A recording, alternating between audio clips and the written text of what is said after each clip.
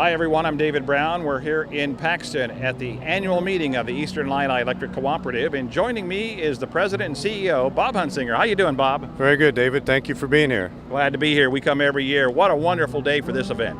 It's unbelievable given the spring we've had, that we've caught a good window, and the farmers have caught a good window too to get some planting done. They certainly have. Speaking of spring, we've had some nasty storms move through the Eastern Illini area this year. You responded rather quickly, some in the Watseka area that caused some damage. Right. About 2 weeks ago, May 23rd, I think overnight, we got hit pretty good. It took us about a day and a half or two to clean that up. We've been really fortunate over the years when we do have events like that because of some of the maintenance we've done, pole replacement, capital improvements. The outages that maybe 20 plus years ago we had would last longer. We don't have the damage that we do now because of the work we've done. Speaking of capital improvements, you have done a lot over the last several years. Oh yeah, we allocate a certain amount of dollars each year for improvements, and then we have just our regular maintenance where servicemen are out looking for issues as well. So it's really been beneficial. Some of the linemen kid me sometimes that they don't see the overtime they used to. Absolutely. But the members appreciate that reliability. Very much so, and we do get a lot of comments from the members that their lights rarely go out, and we like to hear that. When you look at capital improvements for the future, what are some of the areas that you're looking for right now?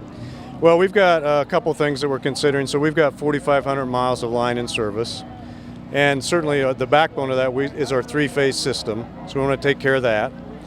We've got a lot of line out there that probably even dates to when it was originally built. Now, some of those, if they're a couple miles and they serve one or two members, we're probably going to wait and replace that until it's absolutely necessary. So we're looking at our backbone. We have a lot of underground in the southern part of our territory, the old Illini Electric system. And so that's getting to the age where we're going to need to look at replacing or doing something different there.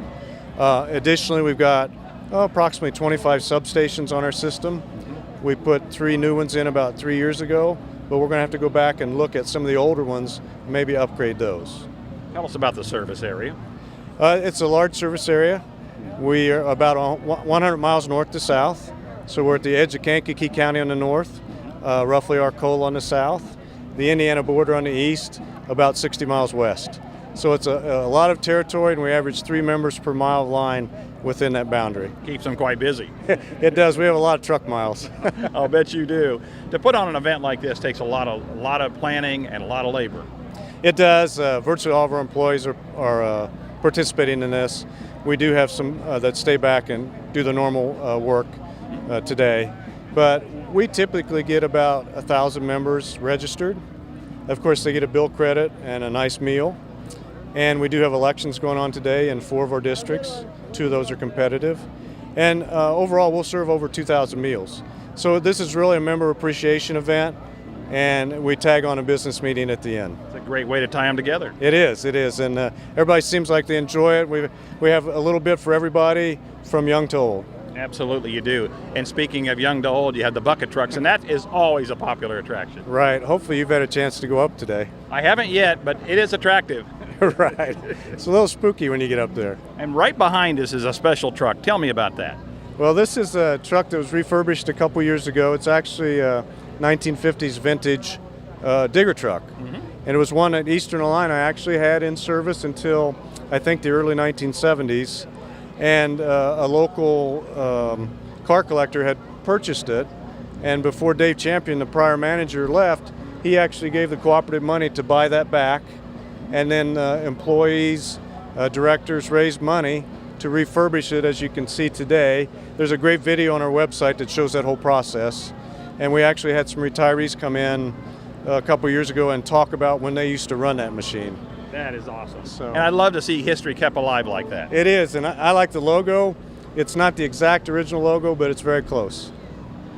Tell me about some of the incentives you have for your members. Well, we try to help members use energy efficiently.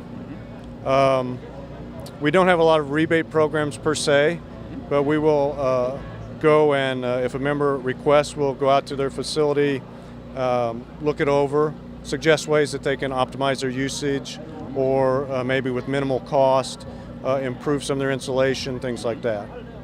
I know that you're... Oh, I should mention also that LED lighting is a big thing. So the new lights are much more efficient than the incandescents, and we do see a lot of those being installed. And they do last a long time. They do, much longer than the old light bulbs. I know you've improved your reliability, but for those that want a generator as a backup, that's a nice way to go. Yeah, we actually encourage that, and I appreciate you bringing that up, David. To us, it's a service. We do offer generators. We use Briggs as a manufacturer, and we have a authorized installer of Briggs.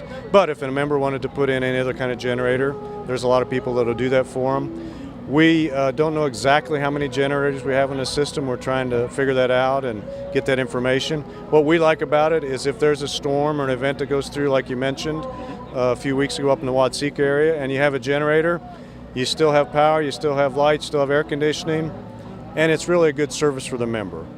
And it's relatively inexpensive to have a generator. It certainly is, and it's very beneficial for those that may have health issues. Exactly, and we do have a few members that need that. As you look into your crystal ball, what do you see for the future for Eastern Illini Electric Cooperative? Well, you know, a couple of challenges. The rural economy is struggling, has for some time. Our population demographics is aging, and people aren't having as many kids in it as they used to. So the rural population is moving out. We've got to try to figure out a way to keep the rural population here, to make kids want to come back and farm, to make people want to move back into the rural areas. In a lot of parts of the country, there's a big push to get broadband infrastructure into the rural areas. We've looked at it. It's a huge challenge for us because of our density. And so that's one thing that we're trying to look into. The other thing is how to help the economic development in the various rural areas. What can we do as a cooperative to help that and maintain the quality of life? I've always said, go spend 6 months in a big city and you'll appreciate the rural lifestyle. Well, that's true. There's a big difference. Well, I want to thank you again for being with us today, and thank you for commitment to the members that you have and the reliability that you provide for Eastern Illini Electric Cooperative members. We're glad to do it, David. Thank you and WITY for coming over and sharing the day with us. Glad to be here. Bob Hunsinger's been our guest here on WITY.